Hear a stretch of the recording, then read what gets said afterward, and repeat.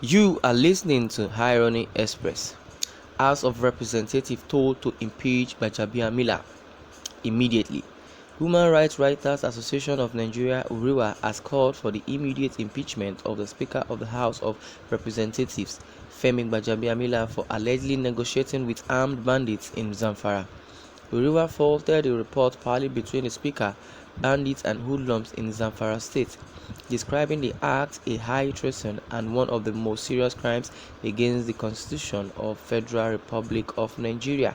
The group stated that state officials have sworn an oath on their honor to defend the Nigerian Constitution, just as the Nigerian Constitution had in Section 6 considered the judicial powers of the Federation on the courts of competent jurisdiction, meaning that crime suspects ought to be prosecuted and made to face the full wrath of the law and not to be applauded for their criminality, just as the rights group asserted that by section of Section 4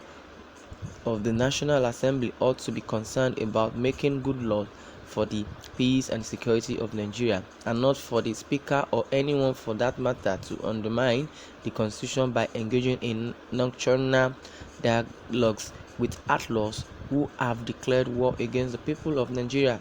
against the Nigerian state. The Extent Terrorism Prevention Amendment Act has outlawed and overruled the holding of such illegal consultations with terrorists and bandits. The right groups urge the Federal House of Representatives to impeach Gbajabiamila for reportedly holding this unholy communion with freelance armed bandits responsible for thousands of killings in Zamfara state and for waging war against the Nigerian state. It regretted that the Speaker was still battling the allegation that he embezzled his client's cash of $25,000,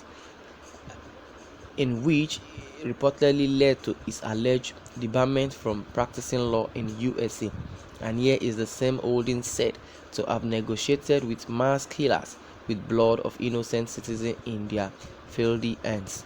URIWA, in a statement signed and made available to Daily Post on Tuesday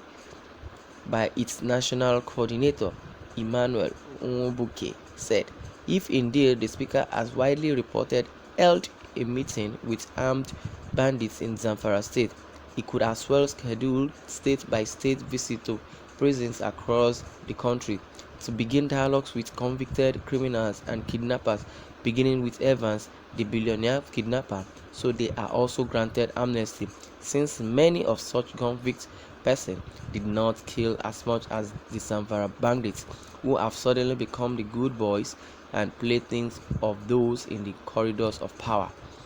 The perfidy and grave act of terrorism against the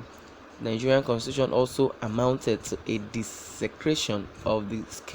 sacred oath of office sworn to by the Speaker to uphold the sanctity of the Nigerian Constitution, just as URIWA said irreparable damage would be done to the Constitution. Listening to Irony Express.